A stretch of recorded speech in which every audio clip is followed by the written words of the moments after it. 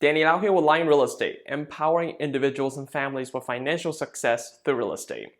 In the following video, I was interviewed by one of my marketers, Rohan, in how to connect with buyers and sellers and how I run my business so that I maximize efficiency when it comes to helping buyers and sellers navigate this complicated market.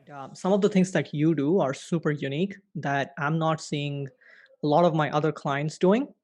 So I wanted to kind of come here and ask you, what are some of the things that you're doing in terms of helping buyers and sellers in this crazy, crazy market, right? So let's talk a little bit about who you are. If you can introduce yourself, we'll go from there. Yeah, sure. I have been in real estate. I am currently in Davis, California, which is Northern California in the outskirts of Sacramento. And I've been in real estate for about 5 years. And so a bulk of my business for the last 5 years has been on the buying side. And I haven't done as many listings. But that was the goal for me going into 2021, which is move more towards listing and then cultivate a listing side business there. And so I am a solo agent. I'm with a big brokerage here in the Sacramento area. And I did about $5 million last year in terms of volume. Nice, nice. And how long have you been a real estate agent? 5 years. You've been in 5 years. Cool. Yeah. Awesome. So what was your mindset 2021? You wanted to do listings and then the market is insanely crazy. Like if you can have hundreds of buyers and there's so less inventory and you cannot find a house. Talk to me I about I it. think Like what's yeah, that's definitely something that all real estate agents across the country are experiencing, right? Because it the market really turned on starting probably December, January, and all of a sudden anything that's remotely desirable is getting upwards of 20 offers. In some of the articles that I shared with you too, Rohan, which is there's a home in Sacramento region got over 120 offers in one weekend. That's insane, man. There's another one that got 76 offers, and 50 of them are cash, sight unseen. Jesus. And so in this super competitive market, either um, well, to swim instead of sinking, I quickly figured out that I need more listings or I need all cash buyers. And so I think, when I'm getting buyers leads, something that I am doing right off the bat is to calibrate them with the market because not all buyers are coming in understanding what the current situation is. And they think that if they're the FHA pre-qualified for 400, they can buy a house that's listed at 410 and lowball them. That's not happening in this market right now. And that's something they just really need to understand upfront. And on the contrary, when it comes to listing side, we need to let the sellers know that interest rate is start slowly ticking up. And so we don't know where the market is going to be in 6 months, but right now it's probably as good as it has ever been. Yeah. Its interest rates are going up and there is that slow pressure that is building up for sellers. So with respect to buyers, that the buyers that you were getting, um, it, it's good to kind of coach them, educate them, give them an idea of what the market is. What about those people who already own a house? Like so you were getting some of these leads who already own a house, they wanted to sell also, but you know how these leads are. Like they're not really interested in talking to a real estate agent. Even if we give you these leads, they need to be converted. So what are you doing with the leads after we give you? How are you kind of educating them and how are you converting them into I like a think CMA? one of the things that generate a lot of warm responses for me is actually a quick video.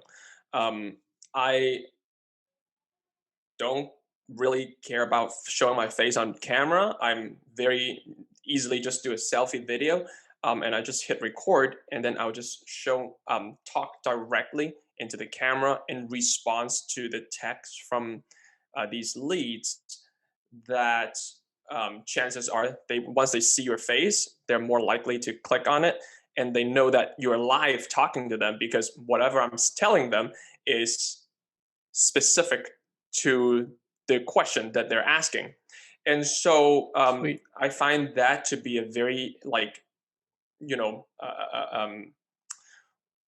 easy way to engage them. And so once I find somebody who needs to sell in order to buy, then from there I try to get set up a meeting immediately, because I want to show them the value of having a meeting. They might freak out and feel like it's a really big step, but I tell them, hey, first of all, no pressure. If you're not ready, that's totally fine. But you need to understand that selling a house is not necessarily something that you do tomorrow. It's going to be a process. It's going to take time to market prep. And so your house, you might be comfortable in living in, but to sell it, you need to show it at this level so that we can generate the marketing and generate the excitement from the buyer's end so that you can get top dollar. And so, from that perspective, I find that a lot of these people are much warmer to have you come see the property in person and set up that face to face meeting. Got it. So you said a couple of things there. You said you do a quick video and you don't care if people judge you, you don't care, what's going on. More important the thing that is more important for you is being in front of them face to face as much as possible. And then video message is the best way to do that today, fastest way to do that. That's Agreed. number 1. And second, you don't apply pressure, right? You go in and say no pressure, and you lay out the facts to them and tell them that, and these people come in saying they are looking to sell their house, and when we generate those, when we send them to you, you know that they are interested in selling their house. We have the timeline and all that, and then you go in and say it's a process. You educate them and you tell them that you don't necessarily have to get ready right away, and it's not going to happen overnight. It's a process, and you tell them what the process kind of entails. And in that process looks like you're educating them and you're being an authority, you're being an expert over there, and then without putting a lot of pressure. And it's not a sales process at that point. You are more trying to understand what is it that they truly want, and you're providing them the right guidance and right solution. Is that correct? I totally agree. I think you summarized it well. Two things I usually tell them is number one, I work at your pace. Um, if you take it's 2 years from now that you're ready to sell, no problem. Like I said, no pressure. But every so often, I might check in and see how you're doing, so that I am holding you accountable to the timeline. But if you say, "Hey, Danny, I'm going to launch this next week," then I'll put on my Superman cape and just get everything done and launch the property with all the marketing needed within that time frame. So that's the first thing I say. The second thing I say is really my job is to give you all the education and professional opinion as much as I can provide, and the decision is yours. And so I'd never, you know, intentionally steer them to make a decision one way or the other, but I just try to provide them with the education so that they can come to the educated decision on their own. Awesome, man. Yeah, you don't need a cape. You're already a Superman. Thank you.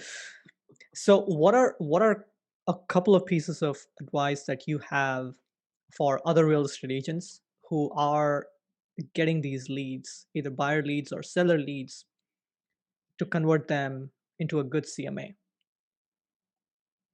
And when you know that there is an intention of these leads to have to list their house sometime in the near future or even in the distant future, maybe 6 months, a year, like how do you, what's a piece of advice, or what's a couple of pieces of advice that you would give realtors on how to handle these leads? I'm still trying to figure out the best practice, to be honest. But I do rely a lot on the automatic follow up that you set up, in the system, because whenever they respond and I get a trigger, then now I understand a little better about what their specific needs are, and then I can tailor the conversation towards that avenue. But I don't really have a best practice. I just do my very best, be myself. If there's a conversation that is organic, I let it roll that way, and just let my personality take the lead. That's fantastic, man. And one thing that I've noticed is you have a lot of confidence. You have the right kind, you have the right mixture of confidence, patience, and perseverance, right? You don't go, the reason you don't go in with a lot of pressure is because you know that you will have enough number of leads coming your way, and if it is not this person, there is the next person waiting in the line, and you are building relationship with all these people in the right pace. And I think that's why you are getting the traction that you have right now. So I appreciate you saying that. I think another way to think about it is, um, as a real estate professional, you need to be two things. You need to be credible and also approachable. You can have a physics professor, very credible but not very approachable. You can have your class clown who is very approachable but not very credible, and you need to kind of be the hybrid of both worlds, where you are in sales and you need to be warm and people need to be able to connect with you, but at the same time they also need to know that you're professional and can help them navigate a complicated process. and it is a complicated process. It's not a simple process at all. Wonderful, man. um I hope you enjoyed the video. I shared a lot of the back end stuff of how I run a real estate business. If you enjoy my video, I hope you click like and subscribe. Leave a comment below to let me know what your thoughts are. And I'll catch you in the next episode. This is Danny Lau. See you next time.